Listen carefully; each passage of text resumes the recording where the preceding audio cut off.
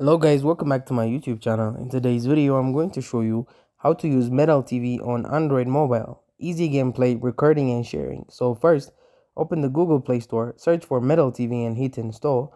Once downloaded, open the app, create an account or log in with Google, Discord or Twitter. Super quick. Before recording, enable screen permissions, go to settings, apps, Metal TV, permissions, and allow display over other apps and screen recording. Don't worry, Metal guides you through this. Launch your game, tap Metal's overlay button to start recording. To stop, tap it again. Your clip saves automatically. Trim clips, add captions or throw in emojis, perfect your highlight, then hit save.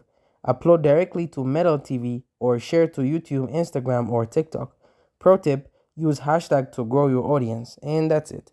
Thank you guys for watching this video. If this video was helpful, don't forget to like and subscribe to my YouTube channel.